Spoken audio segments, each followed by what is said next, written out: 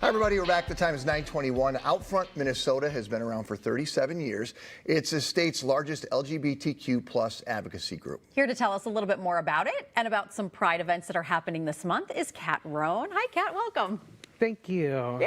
Tell us a little bit about Outfront. For folks who may not have heard about it, tell us about the organization, kind of the mission. Yeah, so we're the state's largest LGBTQ advocacy organization. As you shared, we've been around since 1987, and our mission is to advance LGBTQ equity across the state. So we do work in K through 12 schools, advancing policy at the state capitol, and helping support folks and building community throughout the state. And you were just recently named the executive director, correct? Yeah, in 2022. Oh, it was that long ago already? 2 years, I know, yeah. The article I pulled up said recently named. Okay, so how do you feel things have gone for you in this position at this point? And I imagine you sort of never run out of work, right?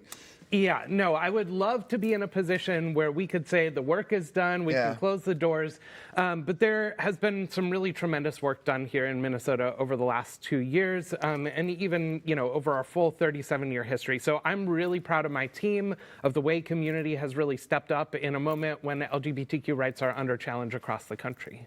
Tell us a little bit about Pride Month. I mean, it's in the month of June. Everyone's heard about it by this time, right? It's been going on for 50 plus years. Yeah, so Pride Month commemorates the Stonewall riots, which happened on June 28th, 1969. And so, that spread into a movement across the country and world that has helped to lift up visibility for LGBTQ rights, to advance our needs and causes, and to create community spaces. And so the Twin Cities has had 50 years plus now of Pride celebrations, and now what we're seeing is an increase in Pride celebrations in towns and communities all across the state. Yeah, it's not just Minneapolis anymore.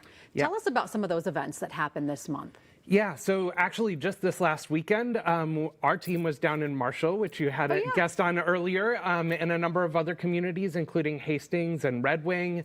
And then we've got a couple Prides coming up this next weekend. So the city of Hopkins will have folks up in Cook County, up in Grand Marais, and Itasca at Grand Rapids.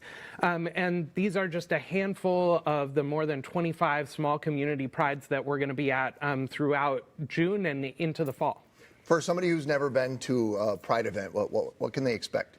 Yeah, I think what you can expect varies a little bit place to place, but by and large, what you're going to see is a lot of rainbows, a lot of people coming out of all ages and different organizations, community groups, faith leaders, social services organizations, schools, arts groups, setting up tents, activities, folks just going around having a good time, enjoying our Minnesota weather and, connecting with one another. Whether you're a member of the LGBTQ community, a parent of an LGBTQ child, or just an ally in the community, it's a great space to get out, meet your neighbors, engage, and find some cool things that are happening.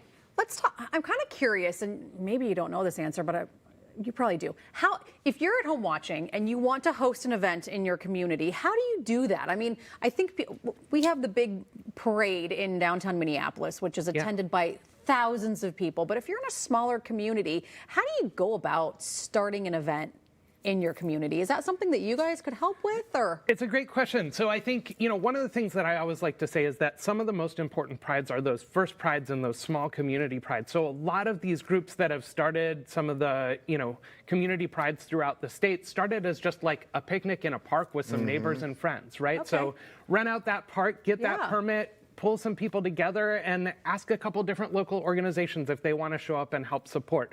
But reaching out to groups like Outfront Minnesota, like Twin Cities Pride that helps to support some of that greater Minnesota Pride organizing is a great way to get some good tips, resources, connections to groups that are helping to support this work throughout the state. Well, let's talk a little bit about what your organization is doing outside of Pride Month, because that's the other 11 months out of the year. Talk to us a little bit about that. Yeah, so our organization does work throughout the year and throughout the state. We just wrapped up Minnesota's legislative session, had a number of really significant LGBTQ bills pass through, including a ban on the LGBTQ panic defense, some updates to Minnesota's parentage law, and some, really important work on expanding access to gender-affirming care and HIV/AIDS medication. We also do work in K through 12 schools, so we do trainings and support students and GSAs throughout the year. And then we really just do a lot of engagement with community to help support folks, particularly those who have been affected by violence and discrimination. How are you able to help them? What kind of resources do you guys offer? Yeah, so Outfront runs a helpline so folks can call in or email, and we help to either provide direct support services to those folks or refer them to other community organizations or groups. And then, we hold different events and things throughout the year so that folks can get access to information, help to partner with different groups for things like name change clinics and things like that benefit the community. Well, what are you hearing from people who you're helping, and sort of what sort of guidance do you offer them, and how does that change? A lot of times this is a really hard thing for people, and organizations like yourself can really help.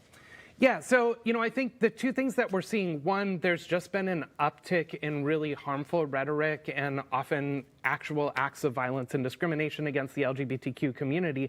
So part of it is just finding that community space and support and having that person there to, provide some comfort and maybe some additional resources. But the other thing that we're hearing from folks is just the sheer importance of connection and community. And I think that ties into Pride, is finding that space to connect with others, to find that sense of community so that you're not so alone, is really important to all of us. And particularly when you're part of a vulnerable, marginalized community, having that support and that network is really vital.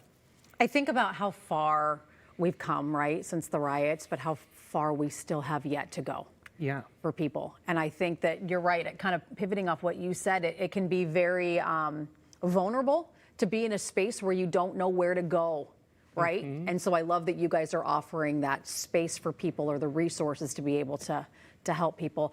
How important is Pride Month? How important is it for you to have a month where we focus in different communities on the importance of this? Yeah, what I like to say to folks is there are LGBTQ folks in every community in every part of this state. And, so having this moment to kind of celebrate and lift that up, whether it's through Pride events, whether it's through a proclamation from the governor, whether it's just through sharing a post or, putting out the rainbow flag for, the month of June, it's a way to kind of lift up that visibility at a time when there's still work to do, and to create that sense of welcome and inclusion across the state. And so I think for members of the LGBTQ community, it's a really meaningful month, and it's a great time for all of us to reflect on the diverse communities here across the state.